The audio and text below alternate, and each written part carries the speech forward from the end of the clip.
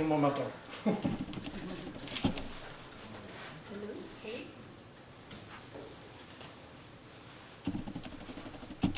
it on now? There. Well, it's not.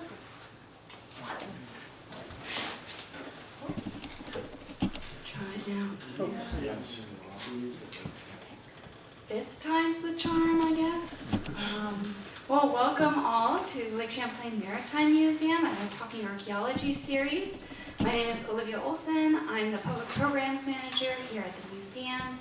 And I am delighted to introduce our speaker tonight, Paul Gates, Co-Director of Archaeology at the museum. Paul has been here at the museum since in and out for a long time. And we're really happy to be hearing from him today. He's going to talk about the Burlington ship graveyard. So I'm really looking forward to this talk. Please help me in welcoming Paul Gates. Shout out to Olivia, thank you. Are we recording now? We're good? Okay. Thank you all for coming here this evening. Welcome. As Olivia said, my name is Paul Gates, and I'll be presenting on thesis work from East Carolina University. So back in 2017 to 2019, this was my thesis site. But of course, before we start, thank you to Shaftesbury Cider for the wonderful beverages that they've provided here. Both zero-proof options and, alcoholic options, so cheers. But yeah, welcome. So tonight we're going to talk about, well, who here is familiar with the Pine Street Barge Canal area? All right, a couple of good hands. Are you familiar with the breakwater site that's actually out in the lake? All right, a couple people are nodding. There we go. All right, well, we're going to talk all about that and the remains of two of the ships. We can't cover all the ships that are in there because it would take more than an hour, but two of the, I think, most iconic vessels that we'll talk about, Hildegarde and Excelsior. So without further ado. So the ship graveyard that we have up in Burlington right off of Pine Street, it contains a small assemblage of about 5 vessels that were abandoned along the shores of Lake Champlain. And these vessels represent a span of time dating from the early half of the 19th century going into the start to the late 20th century. And the ships within it are really associated with changing social, economic, and technological trends that occurred all along the Burlington waterfront. And so I examined this site through the lens of something called behavioral archaeology, which we will talk about more as the presentation goes on. And from behavioral archaeology, with that theory, I basically use signs of human modifications. So we went a little further ahead than we needed to. So basically talking about human modification, like structural modification of vessels, cutting them down, putting new parts on them, repurposing them, and talking about that along with the removal of different components through salvage processes. And additionally, site formation processes, or cultural and non-cultural transformation signatures, which sounds like a mouthful, but we'll talk about very soon here, were used to explain the creation of this graveyard. So understand some of the terminology is maybe verbose, but bear with me, you all learned something new today.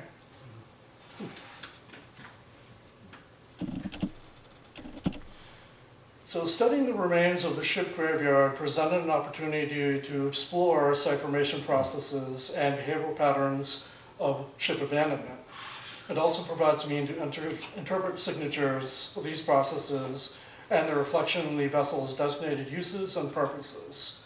And so here you can see my primary research question, So what does this tell us about the changes in the nature of shipping and transportation in Burlington? I also had a couple of secondary thesis questions as well, mostly focusing on the industrial, economic, and technological changes that were related in the waterfront of Burlington. And this is just a really great photo. I don't think those vessels are there anymore, especially this one and these ones, but this is a really great historic photograph that is actually a little bit north of the Pine Street Barge Canal. So that wasn't the only area that a ship graveyard in Burlington.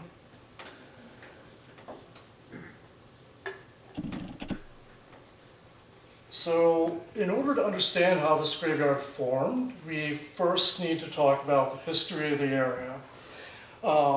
Basically, Burlington was an ideal location for a maritime port. It was right along this great expanse of water. The city developed pretty heavily into the 19th century and into the 20th century. And because of that, there's an increase in commerce that was created by the canals, steamships, and railroads all throughout the 19th century, going up until the beginning of the 20th century and a little bit until the 1920s. Traditional lake sailing vessels that were used before the creation of the Champlain and Chambly Canal were still used for heavier bulk cargoes, but they slowly faded out of use. Even with steamships and canal boats, as time went on into the 20th century, newer technologies came out, automobiles, airplanes, interstate travel, and those vessels also really faded out of use. And apologies, I'm not sure why my PowerPoint is wanting to go first before I tell it to go change the slides. But basically, as all these vessels reached a period of obsolescence, this is really when these ship graveyards started to form. And the theoretical framework that I used for my thesis, again, it focuses on site formation processes and ship abandonment. But for the terminology for cultural formation processes, basically it's, quote, processes of human behavior that affect or transform artifacts in their initial period or of use in a given activity, unquote. This process preserves artifacts in something called the systemic context, which is basically the lives of the vessel. And then from that, it's used to create the historic context of the vessel through reuse, repurposing, and then finally, once it goes from systemic to historic, and then it becomes archaeology, it's in the archaeological context. And so through the deposition of these artifacts or shipwrecks, basically you can really outline what happened to them based off the evidence. So here we see some modified diagrams from Lord Conveth. I don't know why this is doing this. One second. So these diagrams basically show the life of a ship through formation processes. And then this diagram that we have here over to the right, this is from my thesis advisor, Dr. Nathan Richards, as part of the diagram that he made to explain how site formation processes happen and really the systemic lives of a vessel.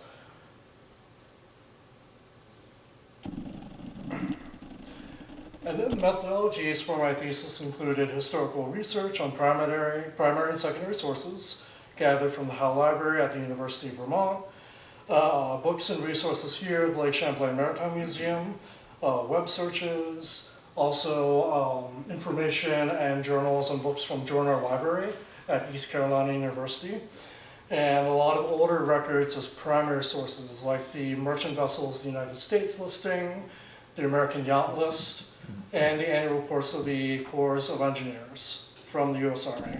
Oops. And then also previous archaeological data was also reviewed as well. So if you see here, just off to the far right-hand side, this is a site plan that was made, I believe, in 2004 from some of my predecessors when they're looking at this site. You can see here's one vessel, Excelsior, there's another part of it, And then these are all construction barges from the 1960s that were used to rehabilitate the Burlington breakwater.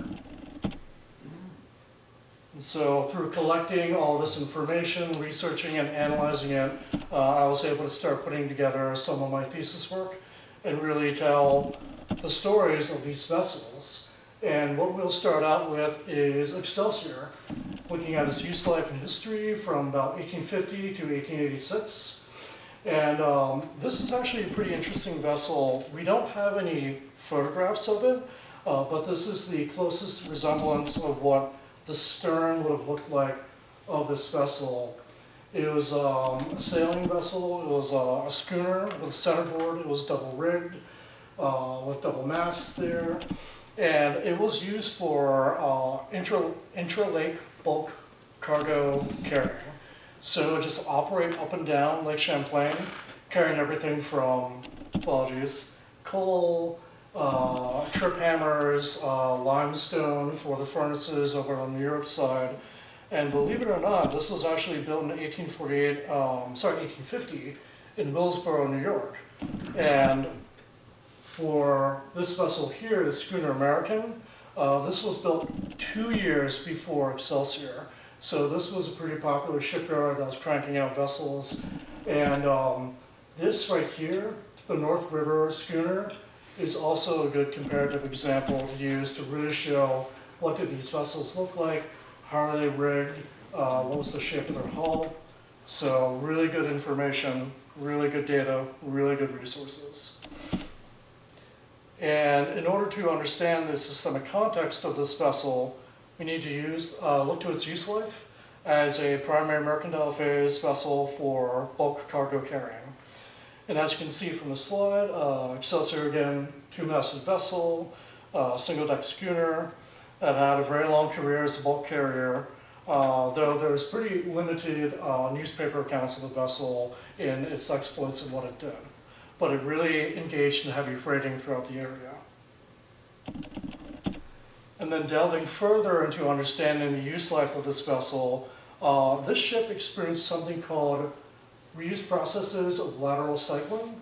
So basically what lateral cycling means is there's one owner that had the vessel, there might have been one captain, but then it changed ownership. And then maybe the captain changed. And then sometimes that ownership will change a third, fourth, fifth, sixth, or seventh time. And so that is what we call lateral cycling. And basically it went through that process until it was finally abandoned. And this activity of reuse basically keeps something within the systemic context until it's ultimately discarded and then becomes part of the archaeological record. And as type of reuse processing, again, we have lateral cycling, discard, which when it was abandoned, and as it was abandoned, all this heavy material here, anything that would have been easily accessible would have been removed.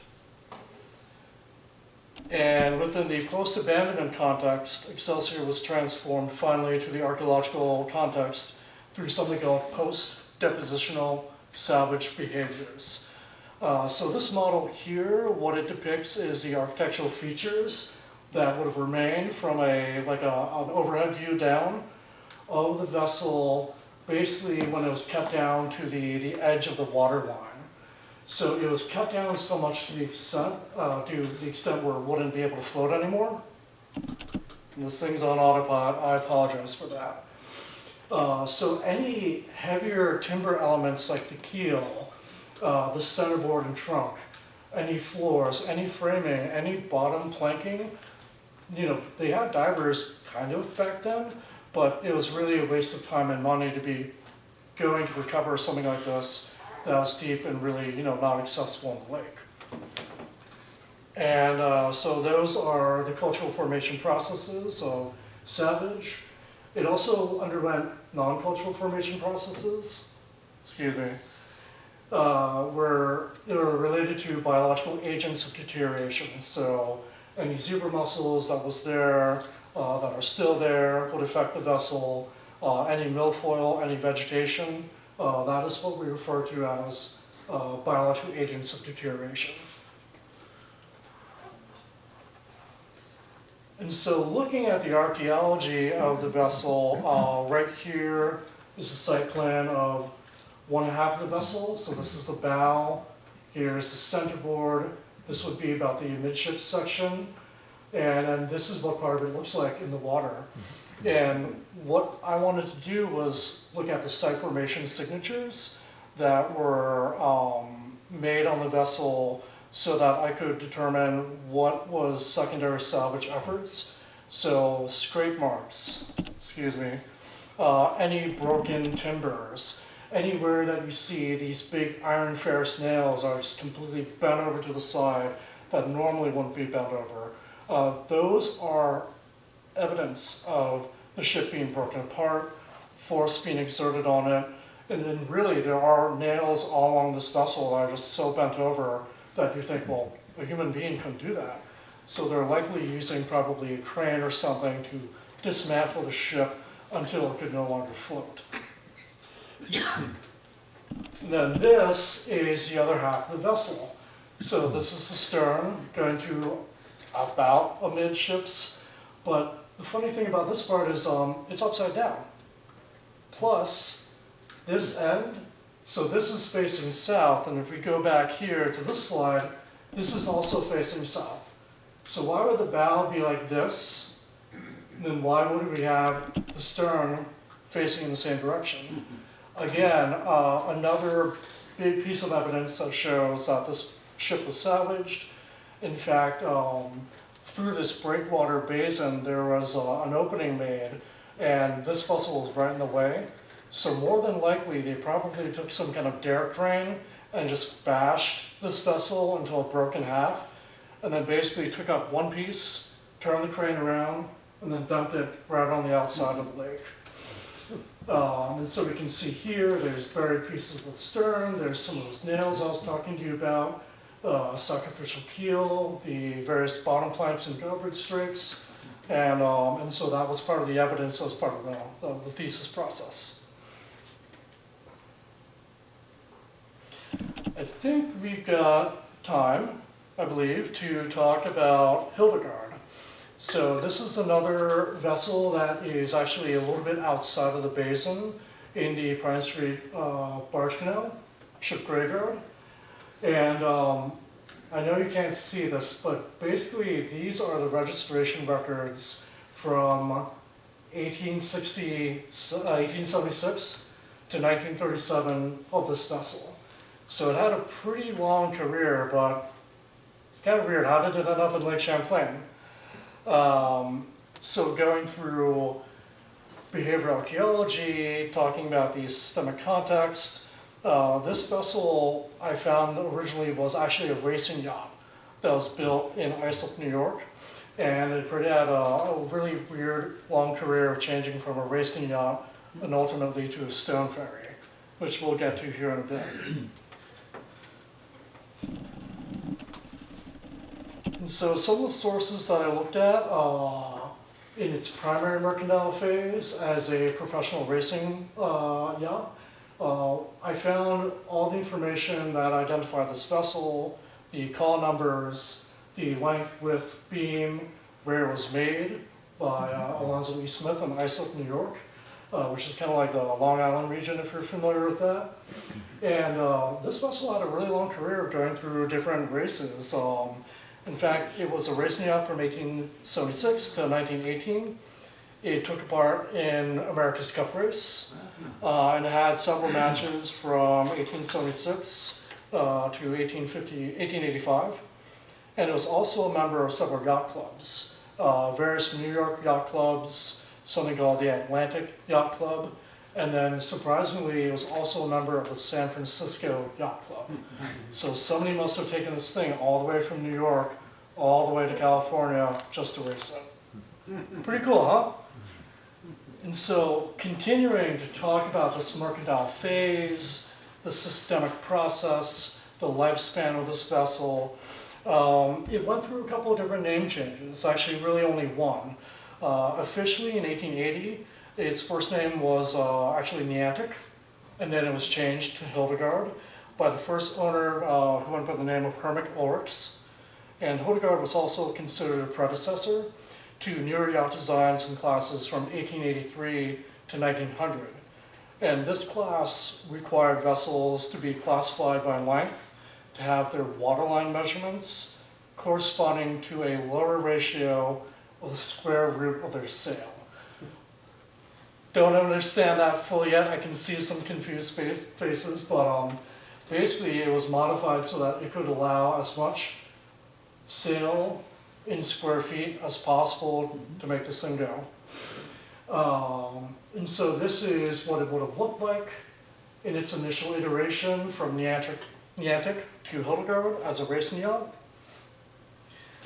But again, this vessel, it was altered. It went through some different changes. And surprisingly, of all things, it went from going to a racing yacht to a gas-powered freighter, from a gas-powered freighter to a steam-powered car ferry, and then from a steam-powered car ferry to a steam-powered stone ferry. How did all this happen? Well, it would have been modified pretty heavily. I'm sure the centerboard would have been removed as it was no longer a racing yacht when it went from a freighter initially. All the masts and riggings, the cabin likely would have been removed and modified. And then, of course, engines would have been put into it. And so all this amount of work, energy, time, and effort really just goes through and shows how lengthy the reuse process was of this vessel. And then how it went from a primary use as a sailing yacht to secondary use as a freighter, third use as a car ferry, and then fourth use as a stone ferry. It's a lot, I know. But it's cool because we found all this information through the historic record. It was right there. And then through the record, we were able to find some more information. This is Hildegarde, as you can see here, when it was a car ferry in the early 1900s. I'm trying to remember, I believe that the ferry operated from Westport, New York, all the way to Virgins. And then eventually it went from being a car ferry to this vessel right here. It's kind of far away, but it was a stone ferry. So it was a tugboat that was used to ferry a big barge, completely filled with stone, that was gathered from Fisk's Landing in Isle La Motte, and it would go from Fisk's Landing to Burlington Harbor with stonework. And of course, in order to understand how it went from a sailing vessel to a car ferry, and then eventually a stone ferry, because we don't really have enough data when it was a freighter, this is a model that would be showing, like, what would it need to be in a pre-depositional context after primary and secondary modifications. So it went from sailboat, steamboat. You can see here the hull is still there, but it has a screw aperture with a reinforced rudder, steam components in here, smokestack, a pilot house, and basically it was the owner's wish to keep this thing running as long as possible until it couldn't run any longer. And so as Hildegarde was discarded, it underwent significant pre-depositional salvage when it was discarded and abandoned in 1937. And really this would have required removing anything that was on the deck, anything on the vessel while it's still floating. So the heavy machinery would have likely been removed. There is no more pilot house, there is no more smokestack. It's really been cut down.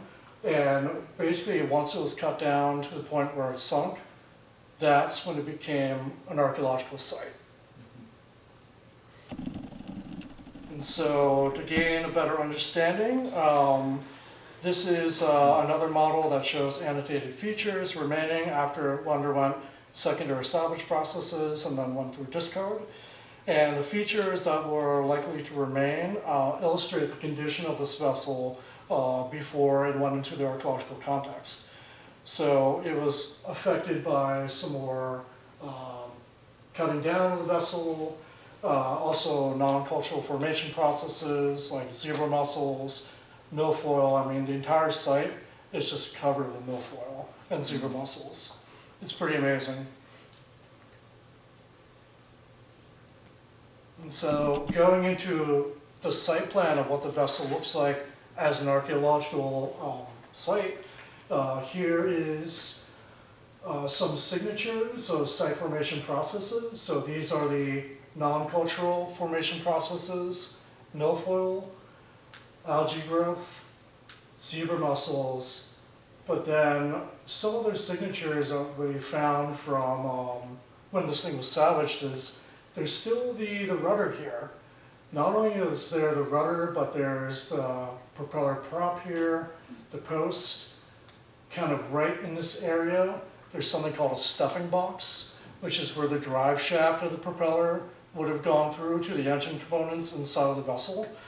And so it's just kind of interesting because there's still some material left, and it shows us that because of the condition of the vessel when it was cut down and in no longer floating condition, you know, the salvagers, they couldn't access those deeper parts within the vessel, such as the propeller prop, which they could have sold for salvage scrap, or some of the other potentially maybe other buried components that we don't know of that are more than likely either right off of here or maybe even stuck within this area.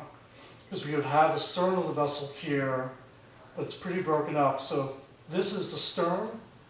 This, in theory, would be the bow. And then this side of the vessel is more than likely the port side. So the left-hand side, but then the starboard side, we didn't see it. It might be buried. We're not exactly sure. But again, it's just really interesting just to show how much still remains of this vessel and then what can be told about it through the context of archaeology and then tracing it all the way back to its first lifespan. So this is dense. I'm going to try not to bore you all, but this is another part of my thesis that we had to use in order to explain why these ships were abandoned. And there are a variety of different reasons, and then to answer them, potential explanations will be explored through, or were explored through correlational data. So this data starts with the Vermont census records of Burlington and Chittenden County populations from 1781 to 2010. And the correlations between the population of Burlington and Chittenden County to the abandonment of the vessels. So Excelsior here was abandoned 1884, Hildegarde here, 1937, and then the barges that we didn't talk about that are here, they were abandoned in 1964. I basically wanted to see if there's any plausible relations between population growth and the abandonment. And really, I didn't see anything that was plausible. However, one thing that I was able to determine is this upward trend. This is something called, I believe, a battleship curve of the increasing population levels of both Burlington and Chittenden County are really indicative of the increase in use of imports and exports. So within a growing population, you need things like fuel, coal, lumber, food. So it's got a really good curve showing of the expense of the population growing, and then more than likely how it's connected to the use of products. I also wanted to look at the lumber products that were coming into the Port of Burlington to see if there's any correlations between the lumber industry, the rise and fall of it, and the abandonment of the vessels. And so a lot of the timber that we had coming into Lake Champlain was really through Canada in the late 19th century through the Chambly Canal. And after about 1884, timber trade declined as fewer and fewer amounts of products were coming into the Port of Burlington. And coincidentally, Excelsior was abandoned the same year. While this vessel is not a canal boat per se, other vessels like Hildegarde or the barges that were in there. And then here's some information on coal products and me trying to find correlations between them. It's also unclear if there's any correlations with the coal trade to the abandonment of Excelsior, but it actually would have been able, I believe, to prosper in hauling coal if it had survived past the year of 1884 before it was abandoned. But it seems unlikely because a lot of the canal boats in the area were actually carrying the coal, so more than likely not possible. I also think that it's uncertain if the decline in the coal trade possibly has any relational correlates to the abandonment of Hildegarde or the Breville and Turner barges that we have not covered here in this presentation.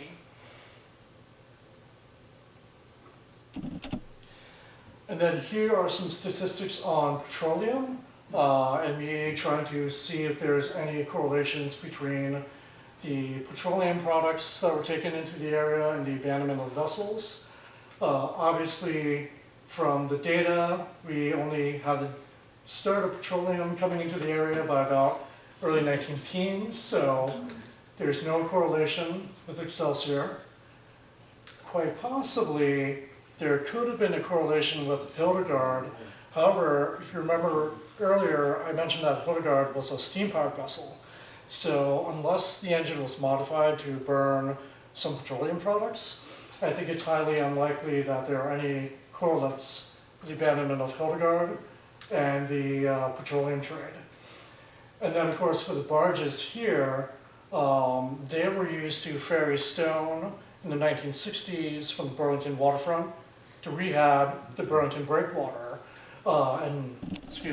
Right after that, they were pretty much abandoned. So they were used from 1960 to 1964. They were scuttled within the breakwater of the Bryant Street Barge Canal Basin and gotten rid of. So I don't think that they would have been in good shape anyways to be able to participate in petroleum trade or hauling other cargoes. And I think the best evidence of finding correlates from the abandonment of these vessels to technology is the use of technology and the evolution of technology. So I use this in my research, and I found that correlates like replacement of traditional commercial sailing craft with a newer class of canal boat provided evidence of changes in transportation in the Lake Champlain region. We have other things like rail transportation and eventually roads that led to the disuse and then eventual abandonment of not only sailing vessels in the area, but also steam vessels. And of course, as trains and automobiles were more reliable, had fixed routes, we had airplanes being used to transport people and goods as well. It really made sailing vessels and steam vessels in Lake Champlain obsolete. Give me one more second. So more efficient petroleum-based engines as well also contributed to the end of these vessels. Some of these vessels could be only modified to an extent before they fell apart, or really weren't able to be modified to fit things like a gas engine or a diesel engine.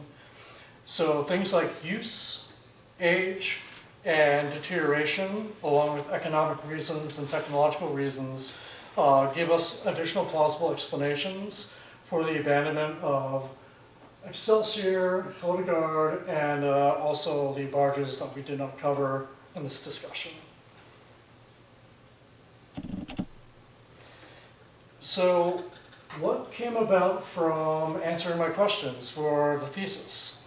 We found that the vessels within the basin are essentially remnant products associated with commercial activities that rose and declined from the late 18th century into the 20th century. Each vessel had a specific use life.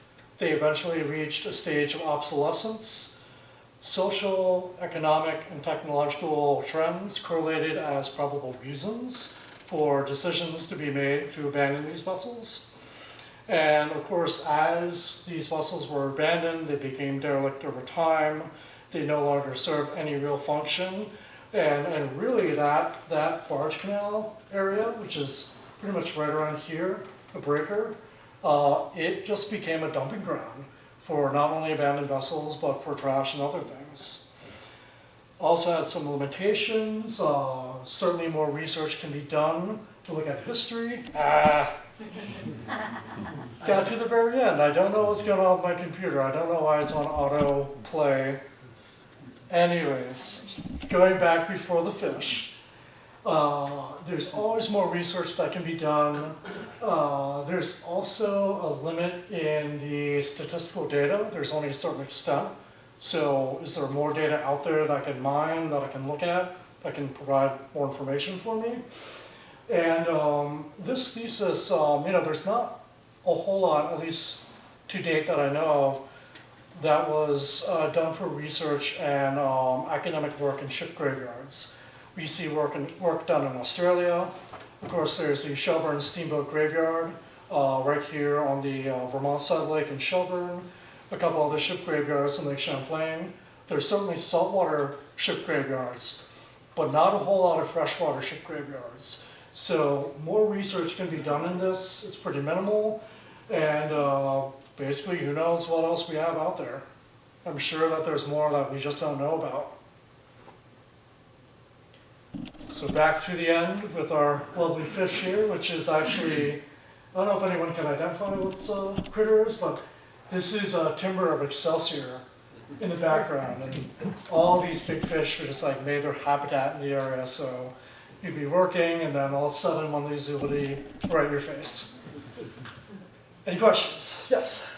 In the discussion of the Hildegarde, I believe that you said it went from sail to gas to steam, which sort of confuses me because it would be really easy for gas. If you look at the evolution of the power industry, it went from steam to gas. So I am almost guessing that it was a real early single-cylinder engine, didn't provide enough power, and then you showed a 3-cylinder steam engine. Is that probably what happened? I can't tell for sure, but it is kind of weird, like why would it go from gas to steam instead of steam to gas? It was a weird decision on the owner. Maybe it could, in theory, be possible that one of the owners didn't have enough money to buy a more sophisticated power plant system, like a gas engine, even if it was a single cylinder, or I don't know if they had 2 cylinders at that time. It shows with a weird query, like an interesting, like why would they do that? That is behavioral archaeology. Like that shows the decisions of the owners that we see them making through the historic record. So they want a sailboat, they want a gas-powered boat, they want a steamboat. Okay, that's kind of weird, but those were the decisions made for the vessel. As for any other information, I don't know what to tell you, because I just don't know. Any other questions? So is there, by the size of some of these vessels, if there was more recreational use later where people are coming to the region, but there's still a lot of traffic on the lake, is there something about the size and maneuverability of these vessels that makes them more nimble in a more and more crowded space for transporting, lumber versus people and cars? And this is partly why there's re-engineering existing structure.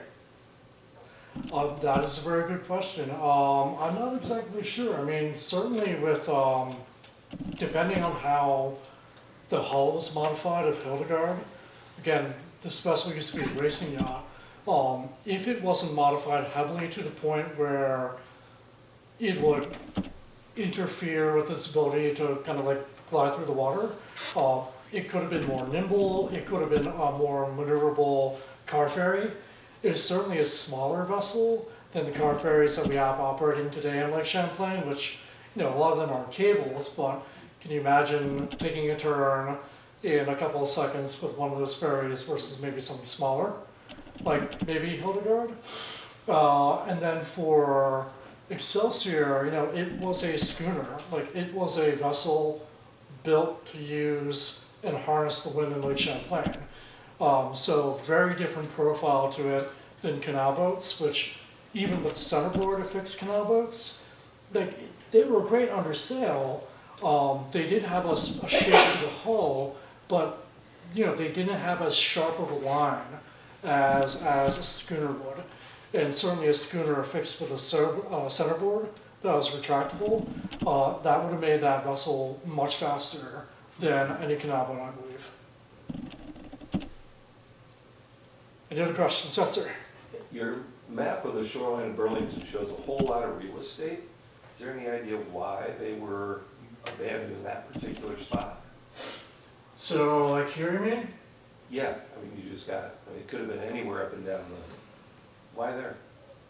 Well, that's an interesting story. So that area, if people are familiar with the history of the actual Pine Street Barge Canal, it's a toxic waste site or a hazardous materials site. So I believe back in the early 90s, don't quote me on it, it was designated as a hazardous waste site by the EPA. It was remediated sometime either throughout the 90s, late 90s, or early 2000s. And the reason why that area is a toxic waste site is because in the very start of the literally late 19th century, early 20th century, there's a coal gasification plant right there in the area. And this early gas plant produced things like benzene, tar, sludge, other things that catch on fire that are from petroleum products, hazardous materials. And the EPA didn't exist in 1901. Fire where someone literally didn't care. And there's all that wetland. There's not only the wetlands of the canal area, but there's also the canal itself, which was no longer really being used by canal boats. So they just kept on dumping materials after materials, and because of that, it just became a dumping ground. You see this similar trend sometimes in other ship graveyards where it might be next to a hazmat site, it might already be known as a dumping ground for ships, and more just being put there. So I hope that answers your question. Yeah, interesting, thanks. I mean, if you go through the history of the Burlington waterfront, even if we go, like going back to the map here, right here, this historically was known as a cove. Like this was one of the early dock areas in the 18th century that was used to lighten or take a lot of cargo off the big heavier ships that were in deeper water out here. So you'd have a big cargo ship, these smaller ships called lighters would lighten the load or take out some material, and then they could go into the shallower areas. And somebody had a dock right there. Somebody was using it as a business. And then throughout time, technology changes things. We have canal boats, we have a railroad, all the rail lines here start developing. This turning basin within the canal, and then the canal area was being used to service all the mills, all the lumber yards. And it's an interesting progression that we see where who knows what this might have been used for in, I don't know, several thousand years ago, 5,000 years ago, 8, 15. Were there prehistoric sites there? We're not going to know unless we find erratic finds or whole sites, but it's been so developed that if there were indeed prehistoric sites in the area, they more than likely would have been obliterated. But I'm just going off on a tangent now. Any other questions? Any comments? I hope I made sense. How deep is the water by this site?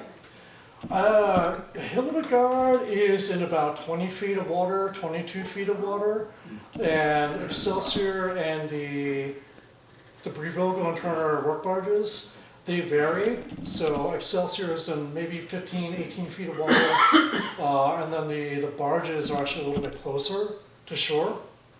So with the lake levels as they are now, if any of you go up to Burlington and you take a look at the barge canal and then the basin, you see big decks of barges, let me know. Because they're probably exposed now. Is it a dive site today? It is not a dive site today. It would be ideal to be a recreational snorkeling site or scuba site to add into our historic preserves. But it's been a bit of a process in working with the city of Burlington. And then, of course, the Vermont Railway System, which owns the majority of that land. It's been difficult to work that out. Good luck. Thank you, appreciate it. Yes, sir. Where was the boat building in Willsboro? Say that one more time, please. Where was the boat building in Willsboro? That I did not find with the historic record. It must have been, it had to have been somewhere right off the water at Willsboro. Where, I just don't know unless other sources are in existence. I just wasn't able to find that. Yes, sir. Is there any estimate as to the number of boats that are in the bottom of Lake Champlain? Can you please speak up? Is there any estimate on the number of vessels that are sunk in the bottom of the Lake About Champlain? 300 or so. Like, how many, 3? About 300 or so, give or take. No.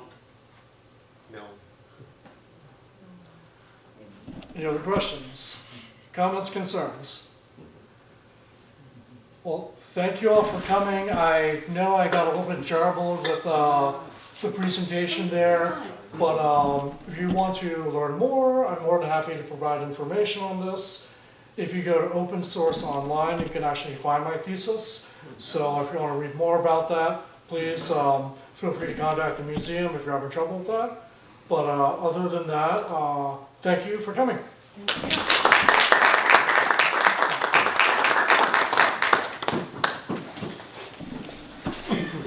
And I have business cards as well, if anybody wants one.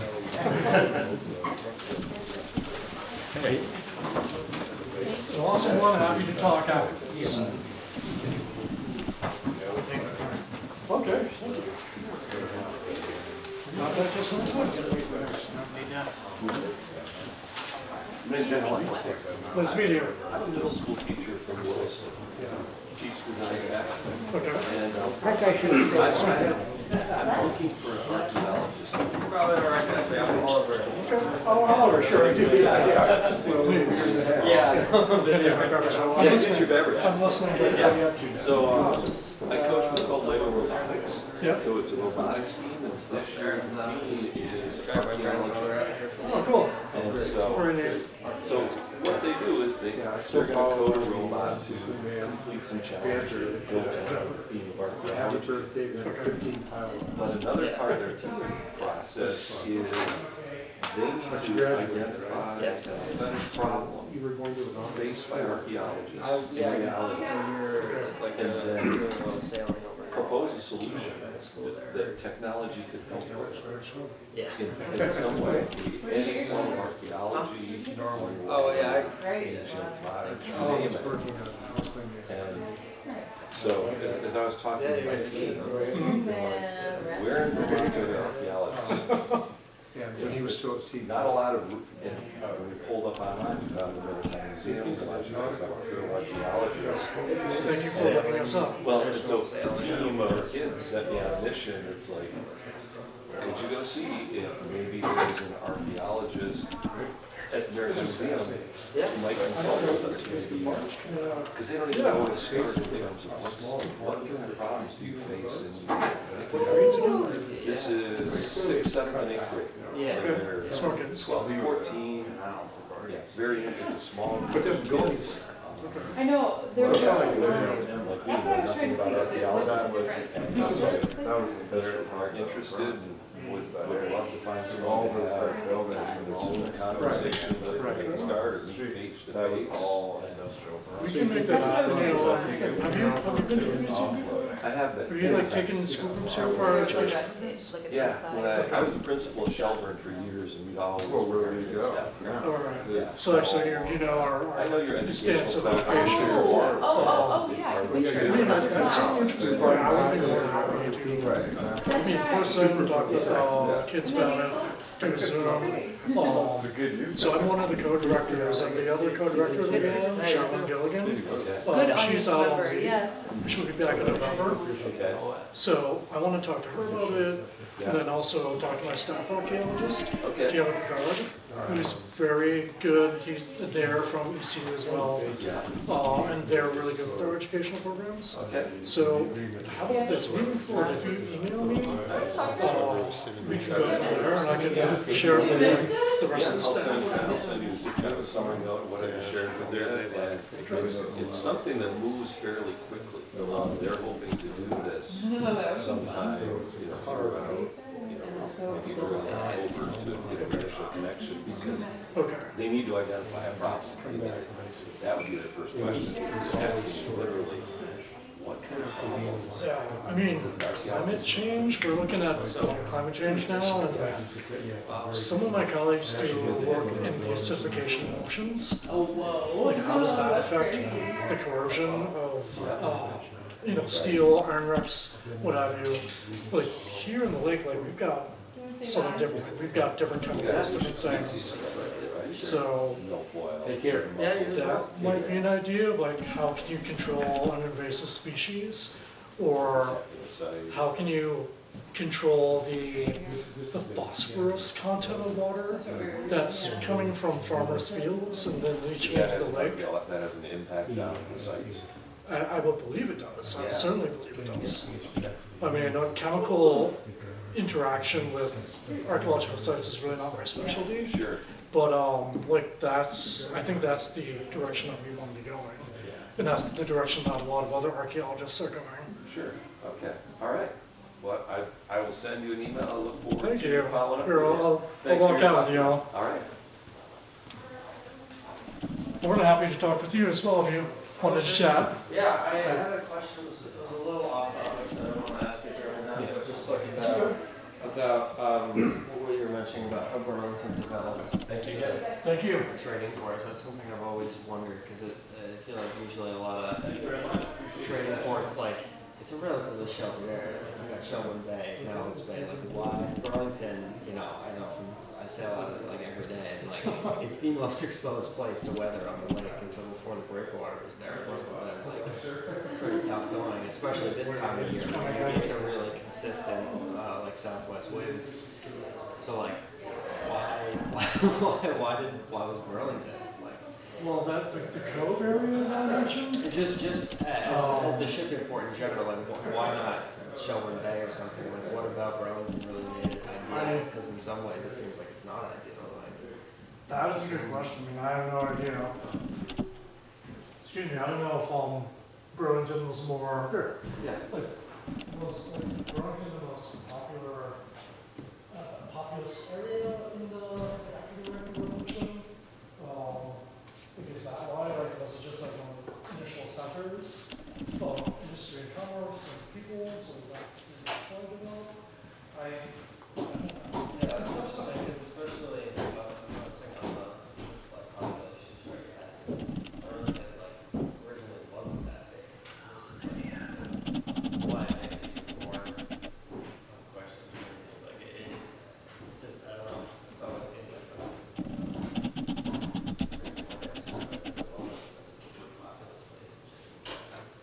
I don't know why I'm bobbing around.